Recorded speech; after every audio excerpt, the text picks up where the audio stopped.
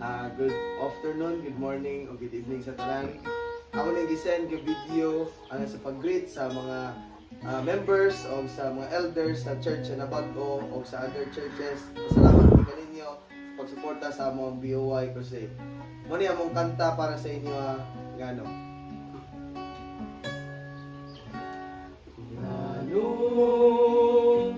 isakit ang kalag tungod kini sa pagkahimulan. Ngano muhilak ang mga mata kini tungod sa una natong pagpakasala.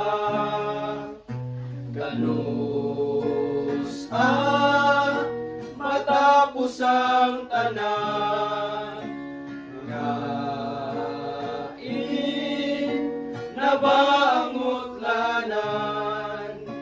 Kini ang iba tining dughang nga samaran. Kining mga kasakit kanako miuban, aron ang gugma ni Jesus mabatian. Ang kapait o kalay, ang tuson lang sa kanunay, hangtod man kunang tinuod nga pagpahulay.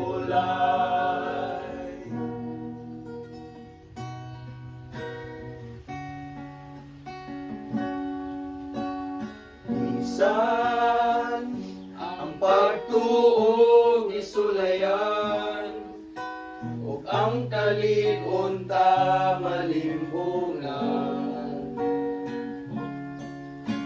Usahay daw sa wala na'y maglaom, sama sa kahayag ko ng kangit-ngit mo tahon. Igsoon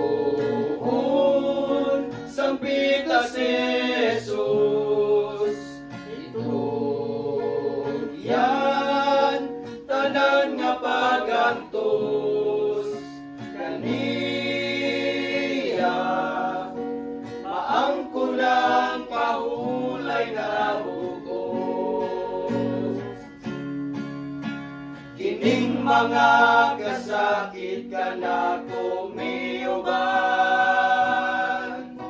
aron ang gugma ni Jesus mabatian. Ang kapait o kalay, ang tuson lang sa kanunay, hangtod man kunang tinuod nga pagpahulay.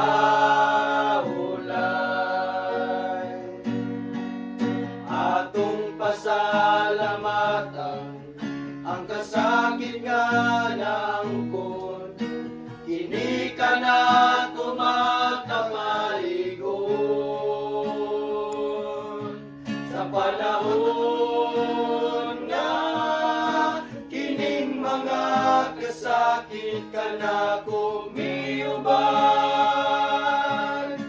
aron ang gugma ni Jesus mabatian.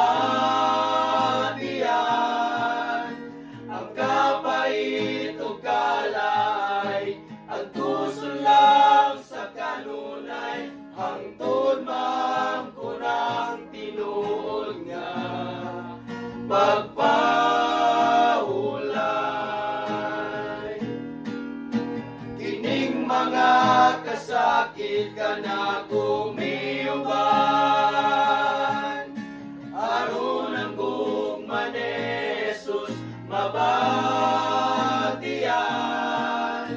Ang kapait o kalay, ang tuson lang sa kanunay, hangtod